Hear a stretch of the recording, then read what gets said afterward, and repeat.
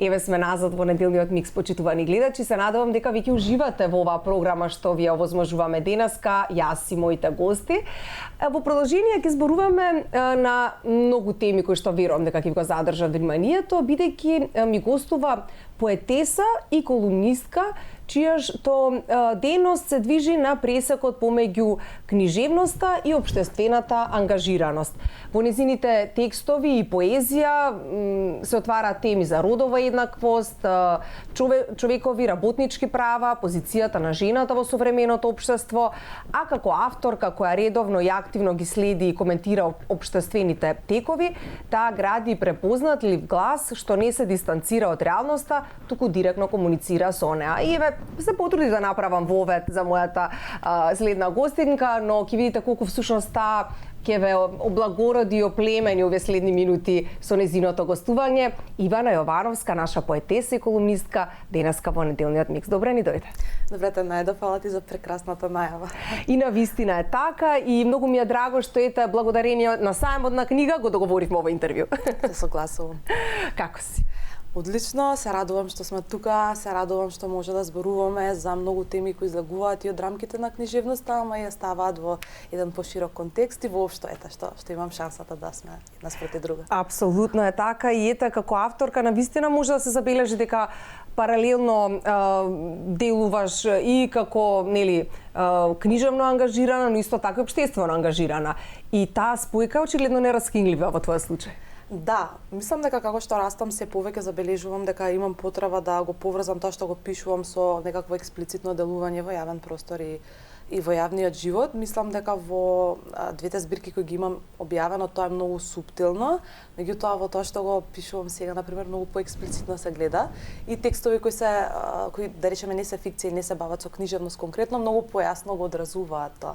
Да, например, колку сето тоа полесно или потешко си го правила порано, а како сега? Во смисла, дали потешко ти било да се отвориш повеќе на помлади години, мислам, иако си сега млада, отколку сега? Мислам дека многу повеќе сум размислувала за себе и се сеќавам кога настануваше на ракавот на градот, иако секогаш моето пишување секогаш е во однос со другиот, и кога пишувам за себе, секогаш мислам на тоа што е друго, тоа што е спроти мене, како го доближувам. Меѓутоа последниве 2-3 години убедливо откако излезе Номадски затвори се смени тој дискурс кој го користам и во пишувањето и самите општествени случувања околу мене ме тераат да не само да бидам поотворена, туку и поранлива. Мислам дека пишувањето, какво и да е тоа пишување, е ранливост пред се и способност да се доближиш и да комуницираш не само со публика и со читатели, туку и со себе. На некој начин тоа е огледало некоја. Да, и соголување, нели? Да, и соголување, апсолутно. Интимно, буквално. Што е од друга страна па прекрасно, нели? Да, не го гледам како страшно нешто воопшто тоа. Нели она табутот за ранливоста и митот за стравот од ранливост со кој особено на Балканот и патриархалните простори често се бориме, немам проблем со тоа и напротив инсистирам на таа ранливост како нешто што може да биде многу голем двигател на промени тука кај нас. И мислам дека сите сме ранливи. Да. И не треба тоа толку да се крие, толку да се прави, нели, баук, затоа што ете како што спомна и ти, ова денешно време не учи да сме помалку емотивни, да делуваме силни и цврсти, а секој е ранлив. Пак ќе кажам, тоа се патриархалните образци и нели притисоци на некоја не знам, стандардизирано однесување кое не ни одговара на природата на тоа какви сме јас и ти како луѓе, кои да е. Така. Јас директно се противам. И со право се согласувам со тебе. Колку е важно еден поет, поетеса да не биде изолиран од општествените ситуации? Моето лично мислење е дека, особено во времињата во кои живееме, естетското мора да најде некаква функција и поврзано со ангажираноста. Сметам дека многу луѓе нема да се согласат со овој став, меѓутоа од таа лична позиција на како се поврзувам со текстот, што гледам, што се случува околу мене, сметам дека немаме друг избор. Не мислам дека така било толку драматично, тоа било и порано, имало конкретни да речеме периоди низ кои тоа може подобро да се види, но денес едноставно пишувањето не само што е алатка за постигнување некаква промена, туку е начин како естетското да се искористи за тие промени и мислам дека тоа сосема да речеме една нова улога на книжевноста што е многу повидлива денес од кога да е порано. Пак ќе кажам, мислам дека ова прашање на различни ставови, вкусови, меѓутоа аз инсистирам и го застапувам. Така. Имајќи предвид, извини, што се случува околу нас. Да, апсолутно треба гласно да се зборува за теми кои што не засегаат сите и колку што можеме помалку да ги ставаме под тепих оние проблеми кои што општествено се случуваат. Во следствено на тоа, посебно во твоите колумни, но исто така и во твоите дела, можеме да забележиме дека посебно се фокусираш и на женската борба. Па колку всушност те предизвикува оваа тематика да се изразуваш и да пишуваш за тоа? Најпрво, ме инспирираат луѓето со кои што живеам, растам, ме инспирира мајка ми, ме инспирираат пред се жените околу мене.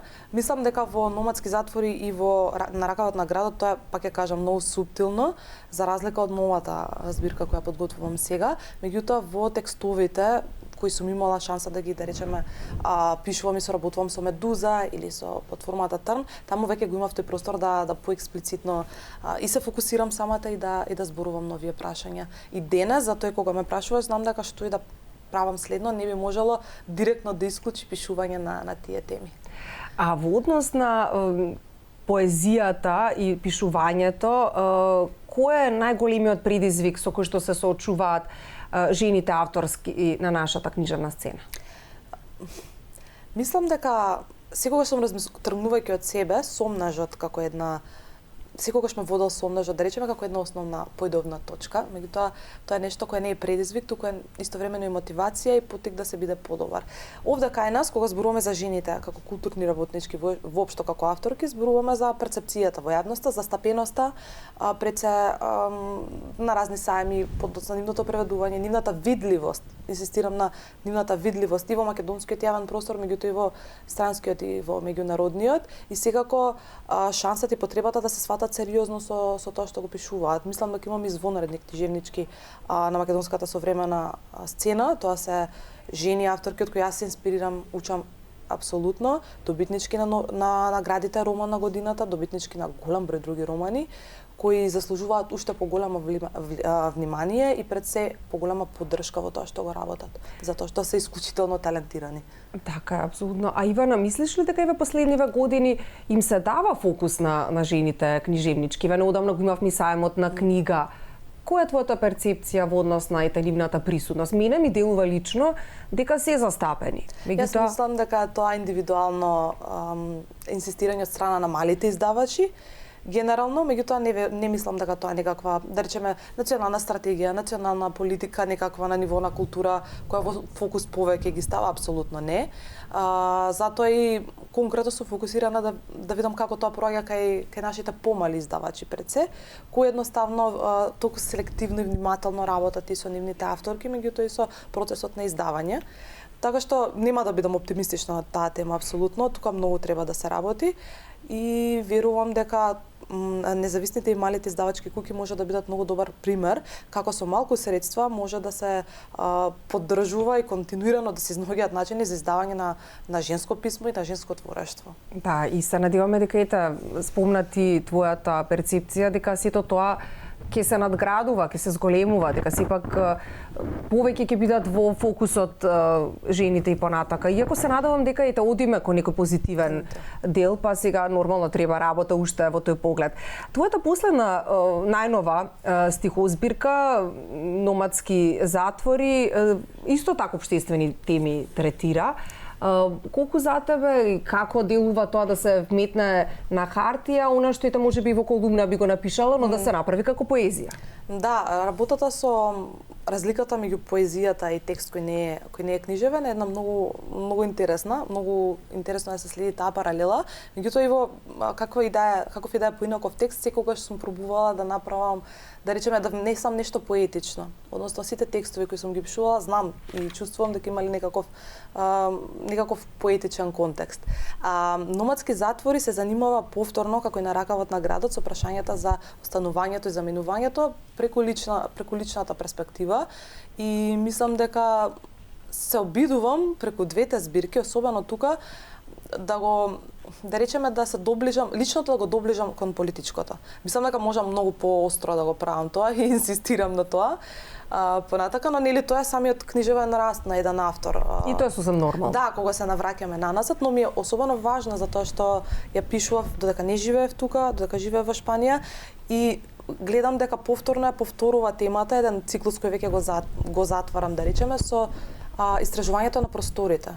Истражувањето на важноста на просторот, одењето и заминувањето, миграцијата внатрешна и надворешна, и кога ќе видам и настрана од книжевноста, повторно се занимавам и истражувам такви теми, односно независната култура и македонските културни простори, дали ги имаме, што се случува со нив, колку се достапни за сите, колку се достапни за маргинализираните луѓе, значи повторно се истите теми и прашања, само во инаква форма, и тоа е нешто што ми е многу интересно.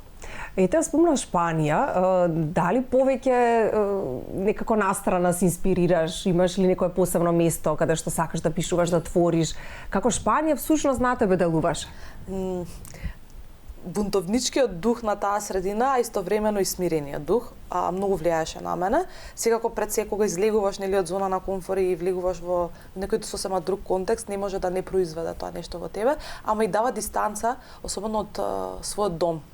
И тој однос на местото каде што ти си странец, што воопшто значи да бидеш странец, и твојот дом е, мислам дека совршена можност да се пишува на такви теми. И сигурно од секој аспект те промени Шпанија. Колку време беше таму? Скоро 1 година.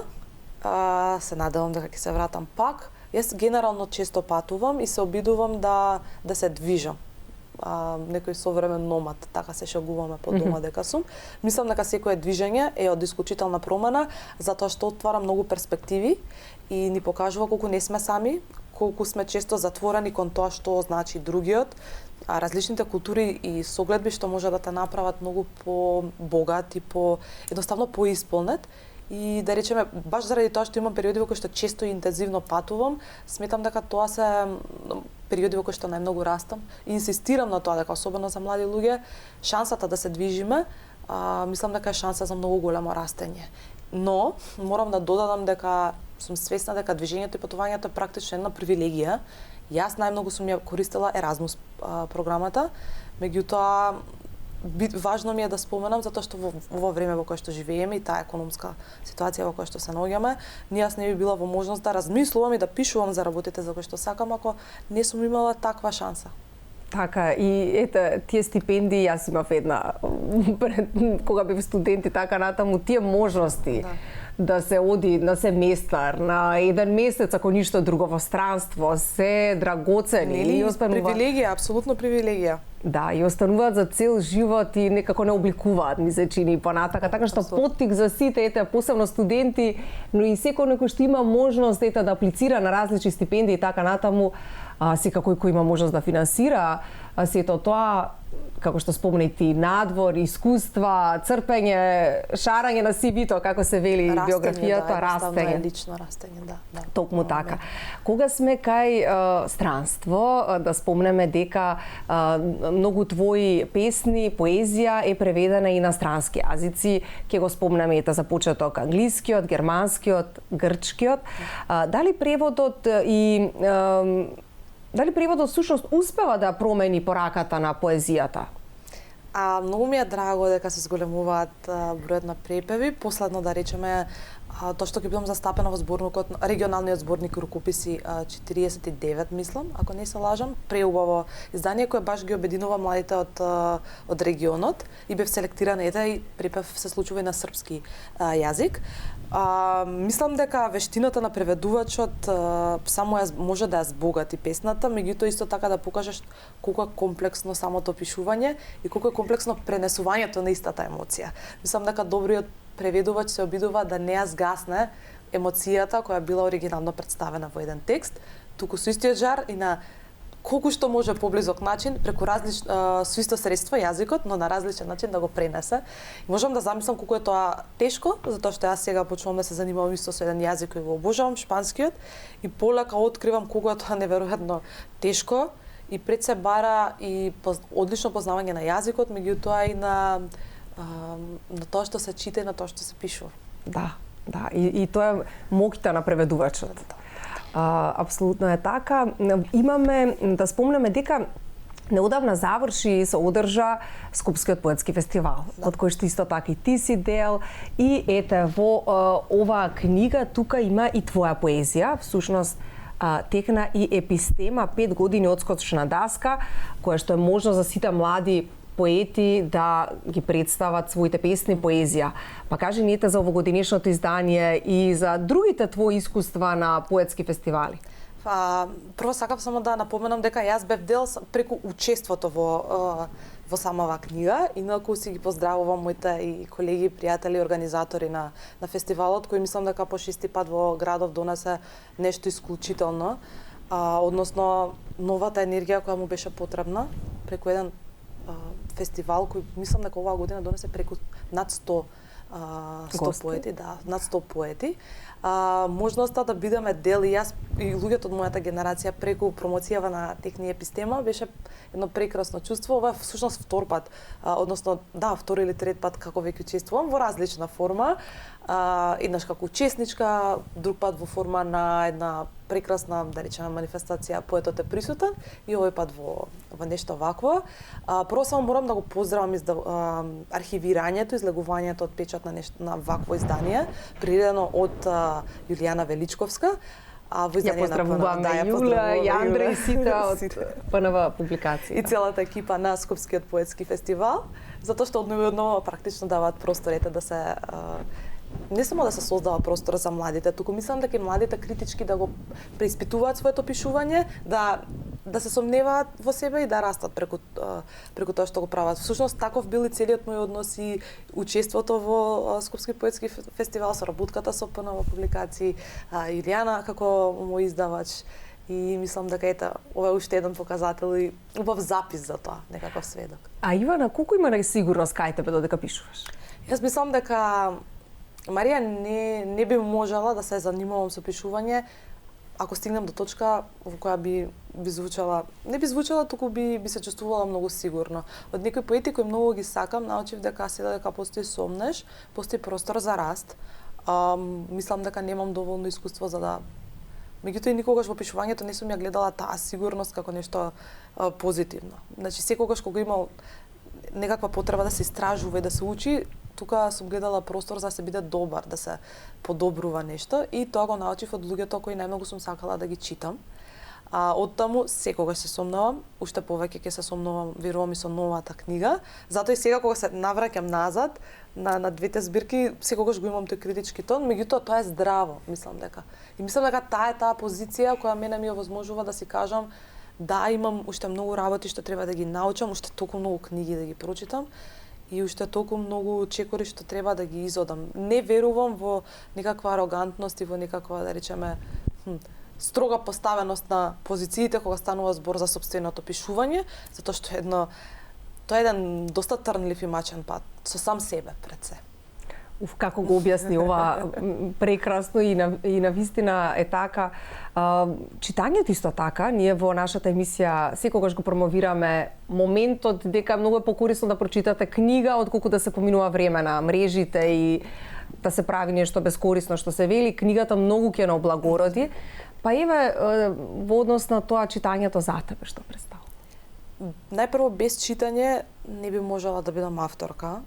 Верувам дека е исклучително важно да се чита оноку што повеќе за да би можело тоа понатака да се префали во збор и тоа е некаков постулат на какво било воопшто после книжевно изразување. Ние не живееме во една читачка култура, ни недостасува многу простор за развивање за свеста за читањето пред се. Мислам дека како флоскули тие нешто ние ги имаме, но кога станува збор за стварноста, треба да се види каква е поддршката и како се однесуваме кон издавачите. Особено повторно се враќам на независните и на малите издавачи кои преведуваат и објавуваат навистина добра книжевност, која е од многу голема важност за тоа што нас не се нуди понатаму на пазарот. Неколку пати го имам спомнато тоа, ќе споменам пак. Читањето за жал во време на капитализмот е определено и од она што се купува, она што треба да се продаде и еден практично вкусот се мери според тоа што се продава. Тоа секако ја загрозува улогата на естетското и улогата на она што е квалитетно. И не би можела да бидам тука ако не го потенцирам ова пак. Затоа, кога зборуваме за читањето, повикувам да ги истражуваме да истражуваме добра книжевност, квалитетна, да бараме книги со добри преводи, да бараме книги со добри уредници, да видиме што значи кога една книга ја земаме во раката и таа е добро сработена. Од секој аспект. Од секој аспект. И мислам дека од таму тргнува и една нова перспектива и во македонското издаваштво и кај македонските читатели, и тоа треба да биде личен бунт кон еден општ шунт, една кич култура во која што се изложуваат многу нешта, но во суштина не се зборува за квалитетот. И многу ми е важно ова да го споменам. Јас тоа го имам научено од моите професори, од луѓето околу мене, од моите пријатели, и уште го учам. И затоа и сакам и инсистирам оваа тема да се зборува што повеќе. Така е. Токму така, пред 2 години, ако не се лажам, беше на сајм во Лајпциг, на сајмот на книга. Па ете, во однос на тоа, авторите, имаме можности, наши многу други автори да се представуваат на сајми на книги, но за тебе лично како авторка, што значеше тоа искуство? Па Лајпциг е вториот најголем сајм на книга во Европа и за млада авторка како мене веројатно е најголемото нешто што се случи досега, со поддршка на Традуки. Секако бев представен од Никола Маџиров, едно од најубавите искуства, го поздравуваме и Никола секако, едно од најубавите и најважните искуства за не само воспоставување на регионални, а и воопшто европски контакти, туку и за освестување на тоа што значи добра и квалитетна публика, на тоа што значи посветен читател, што значи воопшто да се биде во еден толку голем саем каде што работите многу поинаку се поставени. Конкретно делот каде што гостував беше баш посветен и на балканската книжевност, меѓутоа ми значеше третманот на моето пишување како нешто што е важно. И се уште стои како еден од најважните настани на кој што сум била и баш поради односот кој го добив од нивна страна. Но сепак само морам да ти кажам дека бев фасциниран од публиката и од посветеноста. Имаше разговор кој паралелно се водеше на македонски и на германски, кој се слушаше со таква посветеност. Имав многу убави коментари и разговори со млади луѓе што ме слушаат прв пат. Тоа беше второ мое представување во Германија, ама нели откривање на нов книжевен пазар. Едноставно стварно едно од најубавите искуства. Така, кога има поодвратен одговор, односно повратна реакција од публиката, верувам дека за вас читателите тоа е нешто навистина посебно.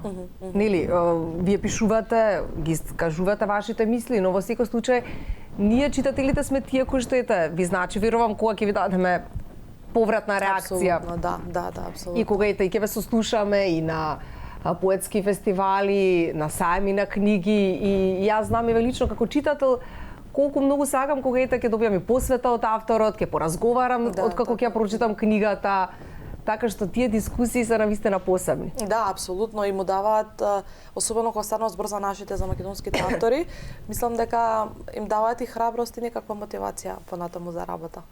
И верувам дека е важно за македонската книжевна сцена, односно авторите, да се представуваат на меѓународни сајми. Тоа се почесто и го има и се надевам дека ќе го градиме тој дел и понатака. Ни спомна дека пишуваш нешто моментално. Па има ли можност да ни откриеш каков е процесот, кога е планирањето на издавањето? Марија, сум многу хаотична како уметница и како авторка. Имам нова збирка пишувам веќе некое време.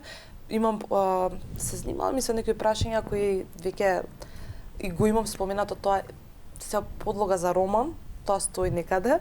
Меѓутоа збирката веројатно би била прва и овој пат, како што кажав и сама, тој личен раз го насочувам кон тоа да го пишувам, тоа што сметам дека е нужно да се каже, поостро, меѓутоа и потворено и послободно. Немам притисок, не се фокусирам на рокови и на некои такви фиксни позиции кога треба да излезе нешто, но важно ми е тоа да биде сработено на начин на кој што ќе покаже дека јас растам како авторка и дека тоа што ќе излезе сега е подобро од претходното и да има некаква вредност и да има смисла тоа што напишам. Едва чекам да видам што ни подготвуваш. Ќе тоа оставиме без притисок да твориш и понатака. Ивана, како ја гледаш улогата на независните културни работници во градењето на современата културна сцена? Еве, постојано низ разговорот се провлекува и таа важност. Јас сум окружена со голем број на културни работници околу мене, од кои што учам што значи придонес во македонската современа култура воопшто. Пред се луѓе кои се фокусирани на влечење на културата од маргините на општеството и ставање во центар. И кои своевремено прават и некаков вид современ манифест за тоа што значи да се работи на независната културна сцена и кои се предизвиците. Оно што јас можам да го кажам е дека и покрај уморот и да речеме сизифовската борба, јас сум фасцинирана од тоа какви луѓе, колку всушност имаме луѓе кои се неуморно тука и со години влечат и тераат фестивали, издавачки куки, иницијативи, се со цел да постои некаква архива и некаква традиција на прогресивна култура. И морам да кажам само дека сите тие луѓе се многу голема инспирација за тоа јас што го правам во моментов.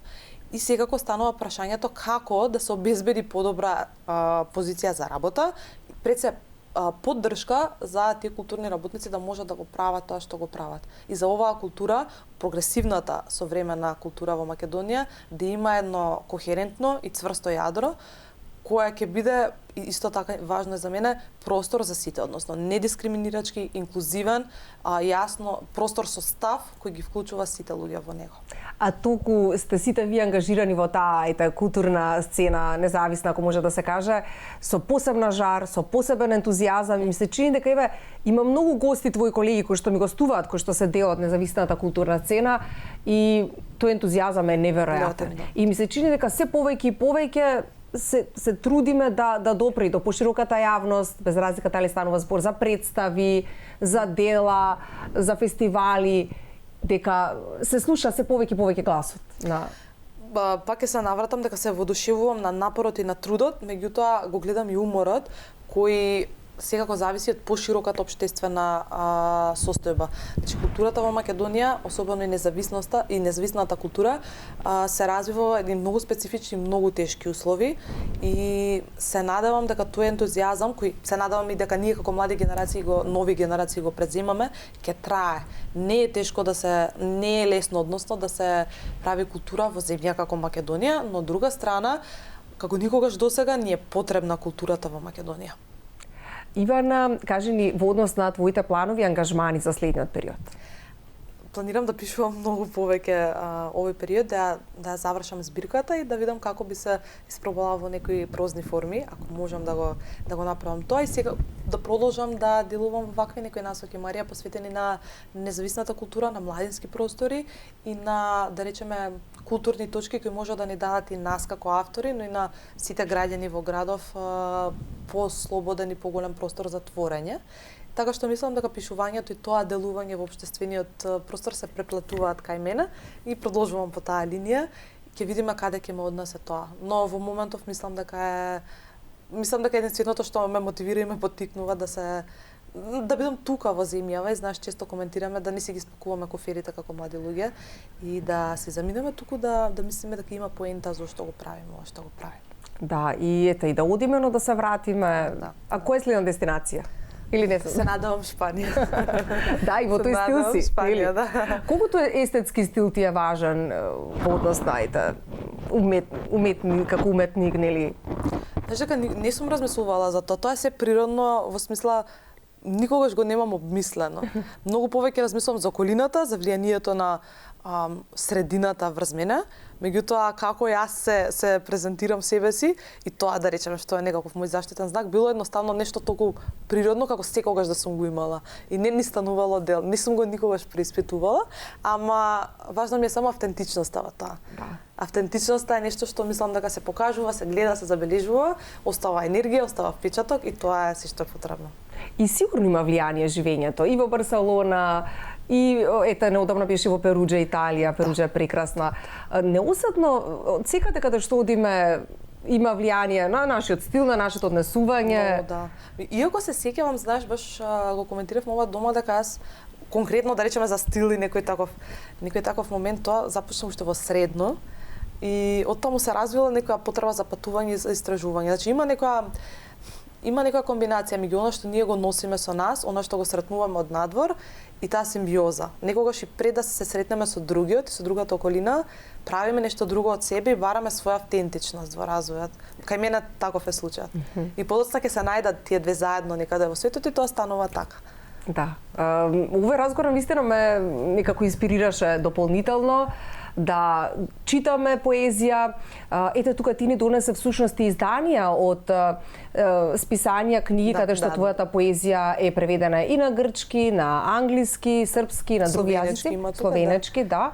Така што ја се радувам дека и во иднина ќе имаш можност и на многу други јазици да може да се преведува твојата поезија, зошто да не може би некој роман, а јас со нетрпение ќе чекам и твоја некоја нова колумна. Фала ти многу за поканата, уживав многу. И јас исто и се надевам дека за убави поводи повторно ќе не дојдеш.